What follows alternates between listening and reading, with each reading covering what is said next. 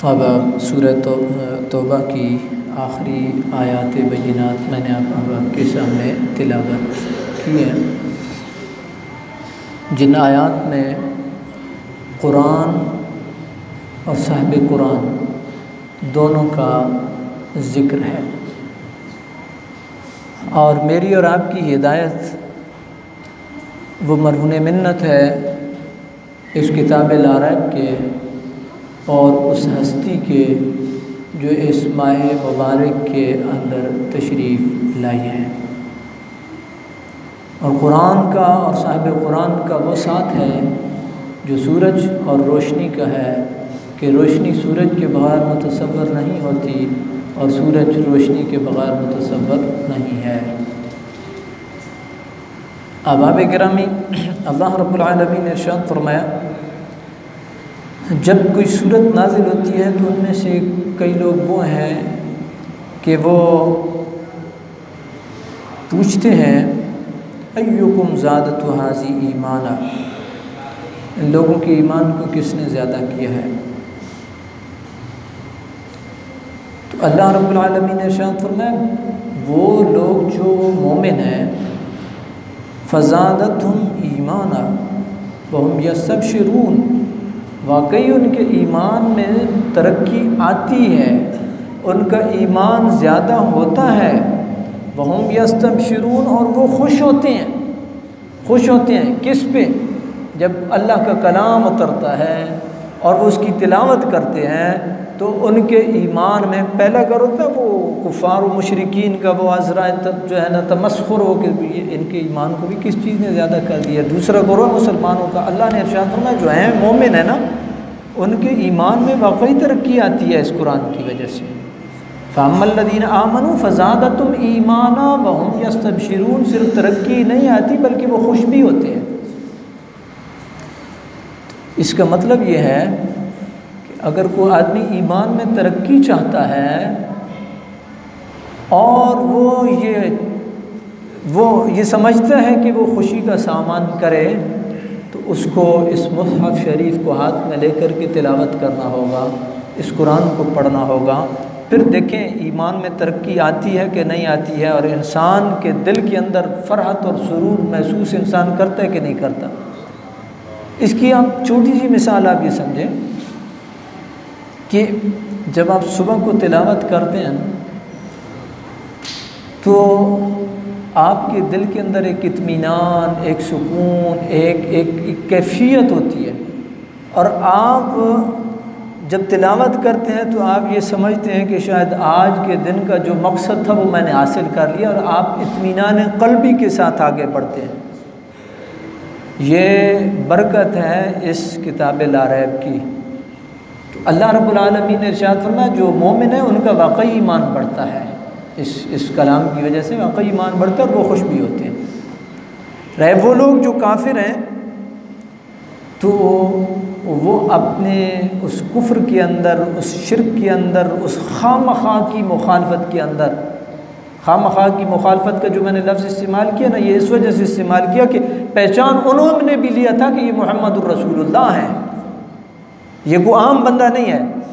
बिसादिक इस मुआशरे के अंदर, जिस मुआशरे की ना कोई समत है, ना कोई उसके अंदर तहजीब है, ना उस मुआशरे के अंदर कोई अखलाकियात हैं, कोई चीज़ नहीं है, और इतना सलीमुल फितरत आदमी, इतना नफीस आदमी, इतना खरा आदमी, ये कोई आम बंदा तो नहीं है ना।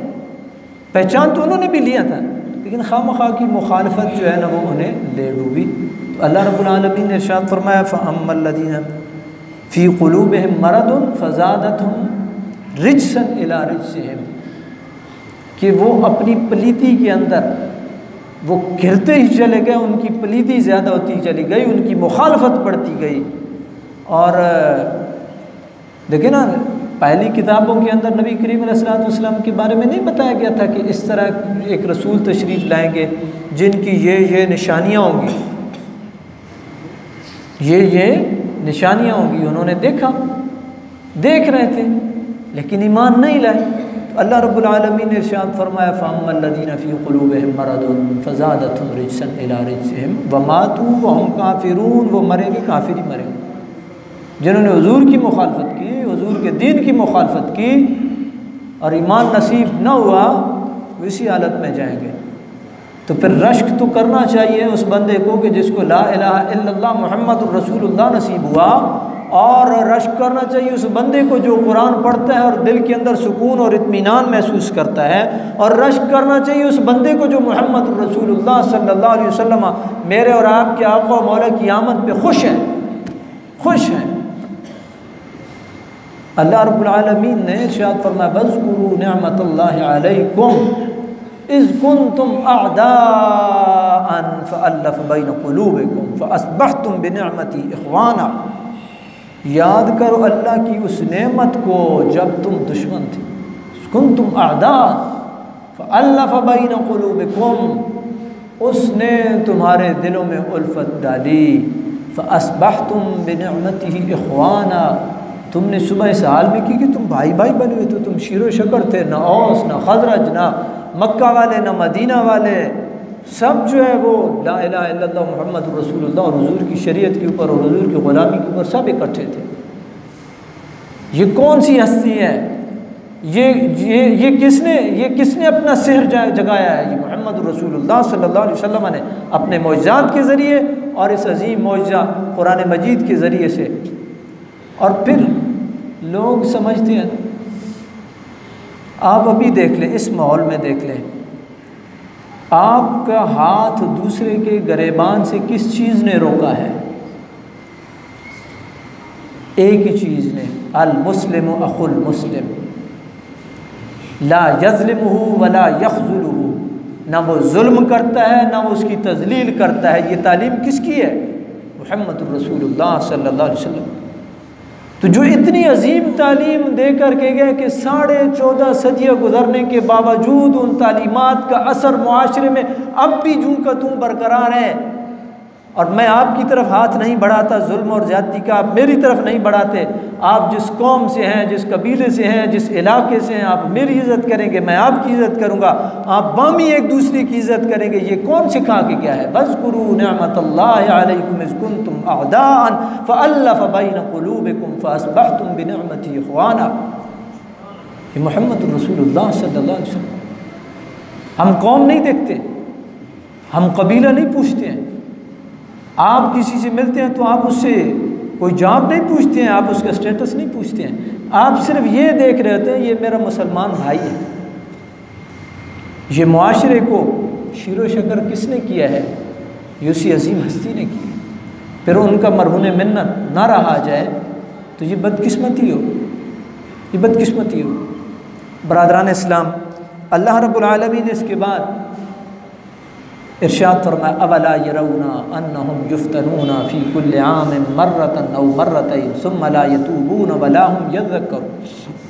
क्या वो नहीं देखते हैं हर साल एक मरतबा या 2 मरतबा आजमाए जाते हैं? ये एक चूँकि कुरान मजीद अरब के मुहावरे के हिसाब से नाज़िल हुआ, ज़रूरी नहीं है कि आप बंदे 1 या 2 मरतबा ही आजमाइश आए। आप देखते हैं कि आप एक आजमाइश से निकलते हैं, फिर आजमाइश आती है, उससे निकलते हैं, फिर आजमाइश आती है, उससे निकलते हैं, फिर आजमाइश आती है। अवला यरौना अन्नहुम युफ्तनूना फ़ी कुल्लि आमिन मर्रतन औ मर्रतैन सुम्मा ला यतूबून वला हुम यज़क्करून। कि वो देखते नहीं हैं कि हर साल 1 मरतबा या 2 मरतबा वो आजमाइश में डाले जाते हैं, फिर भी तौबा नहीं करते हैं, ना नसीहत पकड़ते, ना तौबा करते हैं, ना नसीहत पकड़ते हैं। जो बुनियादी काम था वो सानवी तरजीह, और जो सानवी तरजीह थी वो बुनियादी तरजीह। सानवी तरजीह असबाब थे, बुनियादी तरजीह रब और रब के रसूल की रज़ा थी। जो सानवी तरजीह है वो पहली तरजीह बन गई, जो पहली तरजीह थी वो सानवी तरजीह बन गई। आप देखें ना कितना एहतमाम होता है, कोरोना आ गया, डेंगू आ गया, ये हो गया, वो हो गया। बुनियादी काम क्या था? अव्वलीन तरजीह क्या थी? रज़ा, अल्लाह की रज़ा और अल्लाह के रसूल की रज़ा।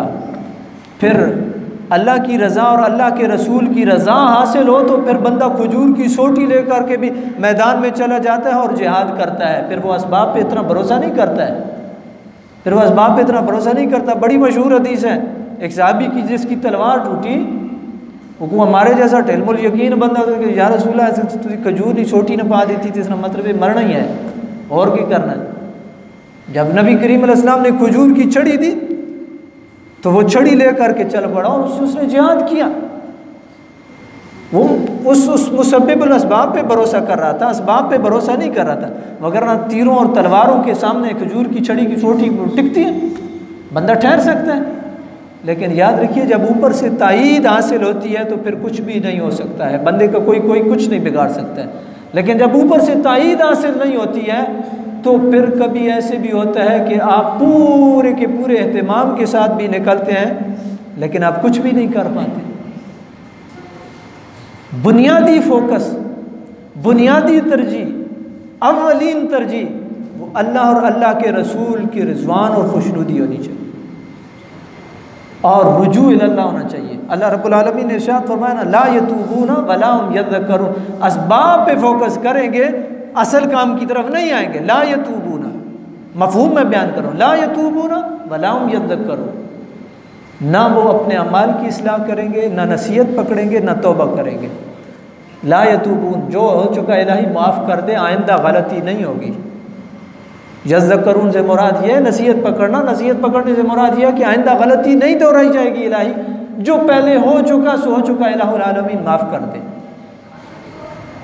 ये कुरान मजीद फुरक़ान हमीद की तालीम।